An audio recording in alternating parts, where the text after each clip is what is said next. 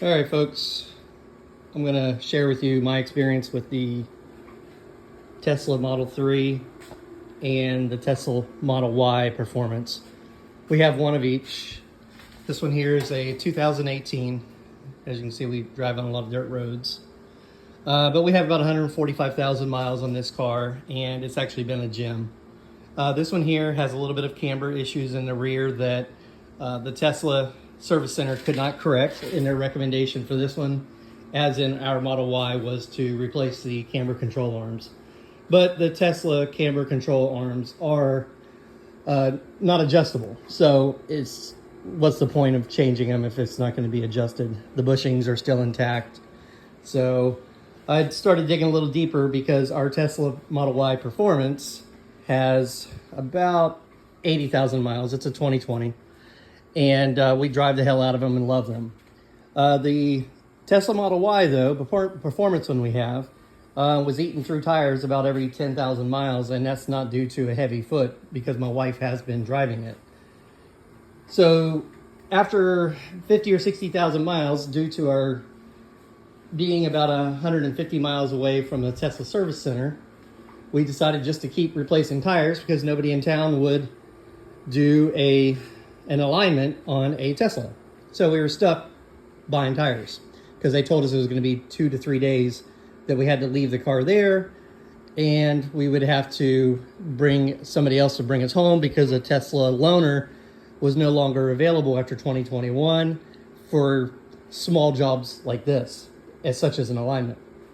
So anyways, I did the Tesla Model Y first, replaced the camber control arms because the inside of the tires were eating terribly. So I looked up on YouTube how to do a string alignment, and the string alignment is absolutely amazing and actually very, very easy. You don't have to have a rack, just a level piece of concrete that you can do it on. First time you do it, it's going to take you an hour or two. Second time, it's going to take you 30 minutes. But it's better than an alignment at the shop. In fact, most all race cars do this, and you can get your accuracy within 0.1 degree. I'll share with you what I bought to do my camber, and this little doohickey right here, and it's extremely accurate. So you can see it goes within increments of 0.1 degrees, and you can use a traditional level to find its 0 point if you feel like it's going out. But I can tell you, our Model Y, we got the rear stock, it was running around 2.5 to 3 degrees on the left and on the right on the rear. I replaced it with these camber control arms like these right here. Buy them on Amazon, eBay, Google, 175 bucks. Relatively cheap, but they're made out of steel and they're fairly heavy duty, definitely heavier duty than the stock camber arms. Allow you a considerable amount of degrees of play, and they're actually pretty easy to put in. I'll just show you real quick. What you're going to end up having to replace is right here, this arm right here. As you can see, there's zero adjustment in that arm. So it's 2 bolts. You got a bolt right here, you got a bolt right here. Remove it, put it back on, try to put it at the exact same distance as the stock one. I'm putting mine back on about a 1/16 of an inch longer, maybe 3/32 of an inch longer, just because that's going to give me it's going to not push it into positive camber, but it's going to take some of the negative camber away that I'm trying to fight. And then you can just put the car on the ground, drive it back and forth, a few feet, 10, 20 feet back and forth, hit some bumps, and then come back and put it in a level spot, and then reset up your alignment rig and realign it again. So it's relatively easy. So I'll share with you how we're going to achieve this, and I'm going to pause it, and then I'll be back. All right, here's the next section of the video. We're going to actually remove the camber arm. So 21 millimeter or 13/16 here and here. So 2 bolts, that's it.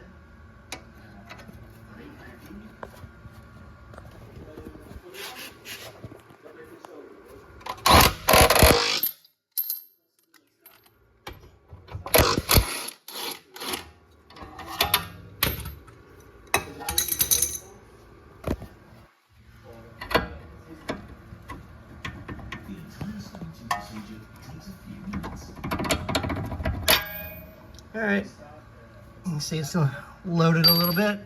Then I'm gonna remove this one and then the whole thing will pull out.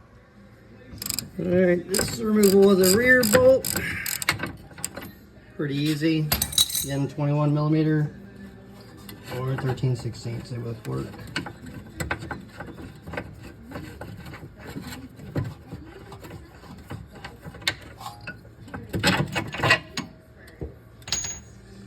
And that's it. And the new one is right in place. But what I'll first do is I'm gonna line these up and make sure that the distance between the two is pretty much exactly the same. It's easier to kind of take it and orient it like this.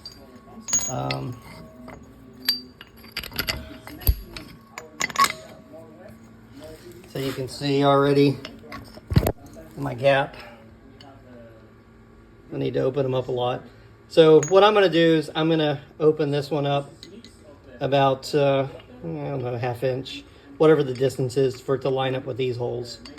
Once I get it lined up, I'm going to actually make it about 1 millimeter further out just to push my camber further out.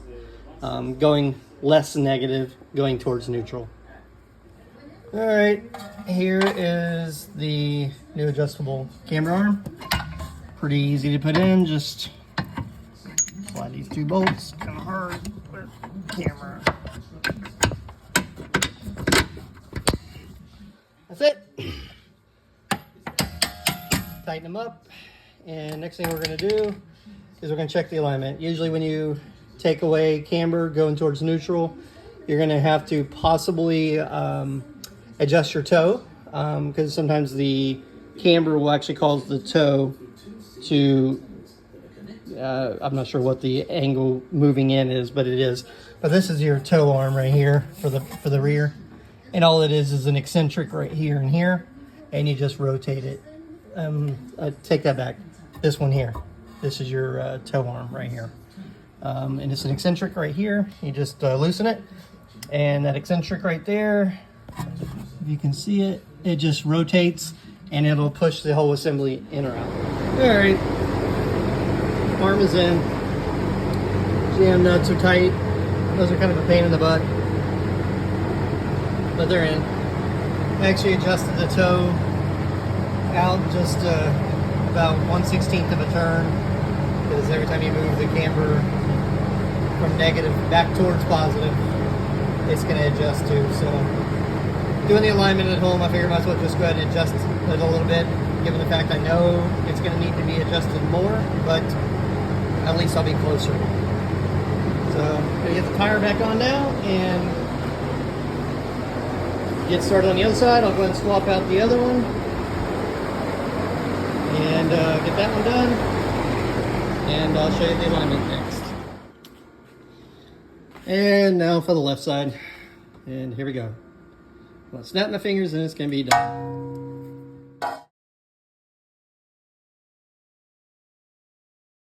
And it's done. All right, after putting the camber control arms on, and I've already reduced the angle by about half. I'm down to 0.7. I want to go just a little bit further, probably another 1/4 turn on that camber arm. Let's go ahead and check both ways. Here's a slight variation, but only about 0.2 of a degree. But splitting here. Parameters for camber and for toe on the rear. I believe 1.5 negative camber, preferred -1 to a max of 0. On this right side, I'm sitting at negative 0.3 degrees, and on this left side now I'm sitting at negative 0.7, 0.6. So I'm well within the range. My camber angle's dropped in half, and hopefully the wear on the inside of the tires is pretty much gone at this point. I haven't really had much of a problem with the Model 3 in terms of camber wear on the inside of the tires. I've been getting roughly 40 to 50,000 miles per set on this car. I've been using cheap tires, believe it or not. These Chinese land sales, and they've been actually great.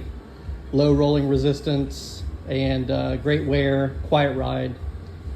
On our Tesla Performance Model Y, it came stocked with the Pirellis, $500 per tire, lasting roughly 10,000 miles, and the -3-degree camber was just destroying the inside of the tire. So already with the camber adjusted on that to -0.5, literally a 6-fold improvement, I've already noticed a difference in the handling, and I'm confident that my tire wear issue will be gone. All right, folks, got the string alignment set up. So basically all you do is take 2 PVC pipes and make each of the PVC pipes about 6 inches or 8 inches wider than your vehicle. I'd say probably at least 8 inches. On each of the PVC pipes, on mine, I put a small cut, as you can see.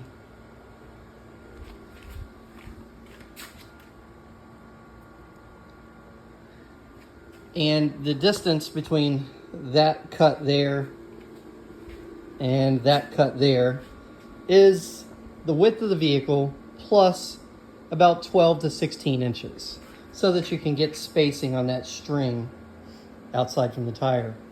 The PVC pipe up here, the distance between that cut and that cut over there is exactly the same as the one in the back. Therefore, the strings on both sides of the car will be perfectly parallel. Now, what you do next is you need to get a fairly accurate ruler and measure your distance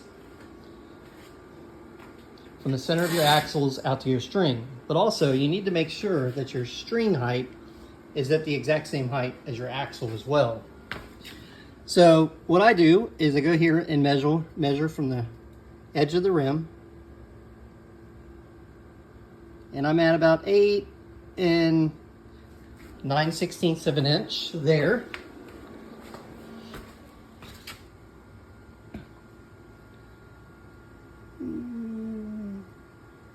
About 8 9/16 there, maybe a 32nd of an inch difference, but not enough to really matter. Same here. This is going to be a little bit different, about 7 7/8 here and 7 7/8 on the other side. Once I do that, I'm going to come back here. I'm going to measure the distance from the back edge of the rim. And on this back edge, you will see I am at 6 and between 11/16 and 12/16. So I guess that's about 23/30 seconds. So we'll say 6 and 23/30 seconds there. And about 6 and 13/16 there, which is about 26/30 seconds. So it's about a 1/16 of an inch, or 2/30 seconds, or 3/30 seconds of an inch difference over the width of the rim from here to here. If you measure a 3/32 of an inch gap at an angle, that's going to add up to about 0.1 degrees of inward angle on the front of the tire. The recommendations on the alignment shops are minimum of 0.05 degrees of inward or outward angle, and I'm not sure why, but does not recommend a perfect 0.00 degree angle. So the minimum is 0.05. The preferred is 0.20, and I think the max is 0.30. You'll have to reference it yourself. But either way, I'm sitting at about 0.10 degrees out of center, which actually is well within the limits. I could go in there and adjust the toe, which is very easy. It's that little eccentric I showed in the early video, and I could thrust that wheel out a little bit. But the recommendations say it's well within range, and I'm going to go with it. And I think we're good.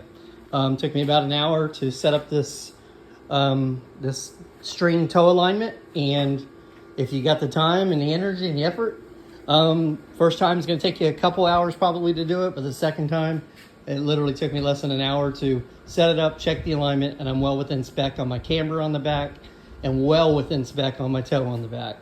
So I feel confident that the job is safe and is done appropriately. So any questions, just mention them in the comments. All right, folks, finished. So all time involved, probably 2 hours of my time. So that included, of course, jacking back end up, putting the little pads in there to jack them up on the jack points.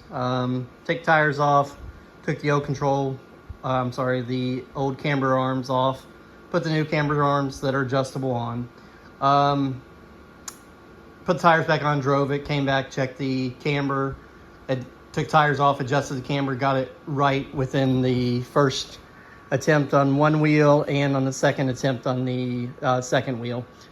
So camber's good, and then took it out for a spin again, let everything kind of bounce up and down, drove it around, come back, parked it, set up the parallel string alignment, got my toe.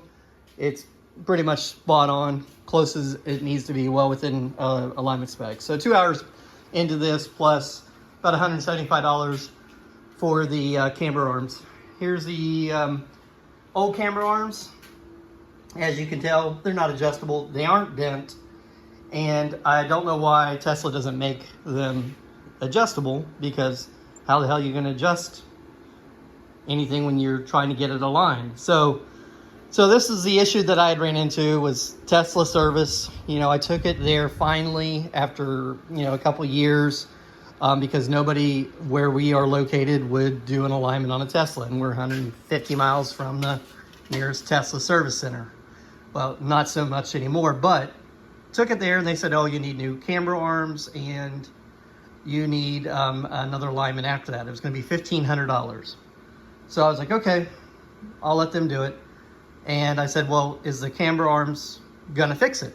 They said, it should. I was like, well, you're not gonna guarantee it. No, because the camber arms are gonna be the stock ones we put back in, and they're gonna be the same dimensions as the other ones. I'm like, well, this makes no sense. So I put these adjustable camber arms in myself, and I put them in both on the Model Y we have, the Performance, and the Model 3 Long Range.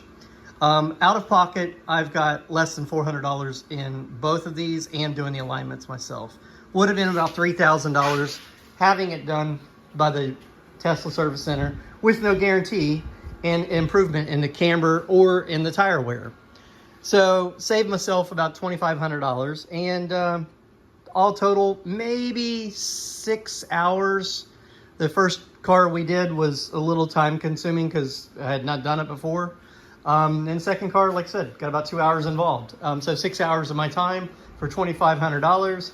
I'm not an attorney, I'm not a doctor, and $400 an hour seems like a pretty good investment to me.